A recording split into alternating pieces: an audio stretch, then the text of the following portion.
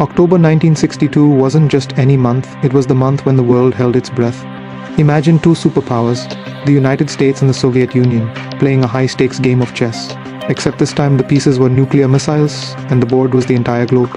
At the center of this drama was a small island nation, Cuba, and the crisis that unfolded became one of the closest calls in human history to full-scale nuclear war.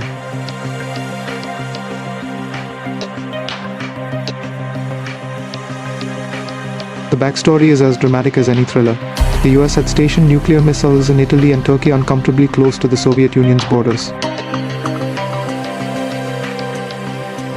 The Soviets, led by Nikita Khrushchev, weren't about to let this imbalance slide.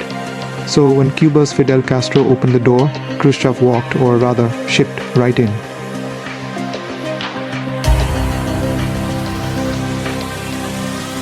In July 1962, Khrushchev and Castro struck a deal to place Soviet nuclear missiles on Cuban soil, just 90 miles off the Florida coast.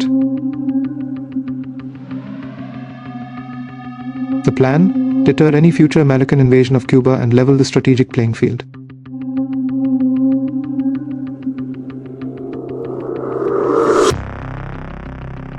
Then came the twist. A U-2 reconnaissance plane soared over Cuba and snapped photographs of Soviet missile installations under construction. The evidence landed on President John F. Kennedy's desk. What followed were 13 days of intense deliberation, secret negotiations, and some truly nail-biting moments. Kennedy's advisors were split, some urged an airstrike and invasion, but Kennedy opted for a measured response.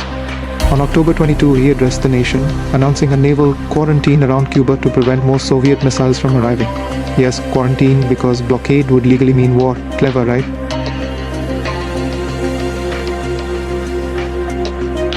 But here's where the suspense kicks into overdrive. Soviet ships approached the blockade line, and the world wondered, would they stop or plow through? Thankfully, diplomacy won this round. Behind the scenes, Khrushchev was grappling with an impossible choice: risk global annihilation or negotiate. According to Anatoly Dobrinin, the Soviet ambassador, Khrushchev faced immense pressure from hardliners who viewed any concession as a humiliation. Yet, Khrushchev chose dialogue over destruction. Amid intense backdoor diplomacy, a deal emerged. The Soviets agreed to withdraw their missiles from Cuba if the US publicly pledged not to invade Cuba. But there was a twist most people didn't know at the time. The US secretly agreed to dismantle its missiles in Turkey. It was a kind of compromise that would save humanity but shatter political careers.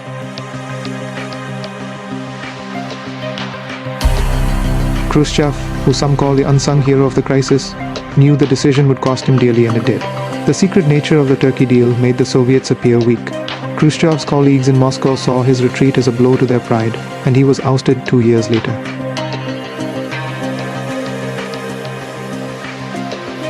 But as history reflects, this humiliation saved the world from catastrophe.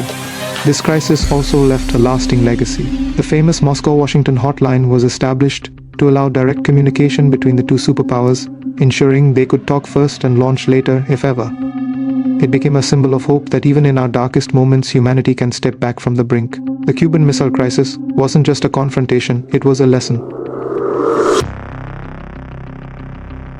It reminded the world that behind every leader's decisions are millions of lives hanging in the balance. Khrushchev risked his career, Kennedy navigated the fine line between aggression and peace, and both demonstrated that when faced with the specter of destruction, humanity could and did choose survival. Now that's a story worth remembering.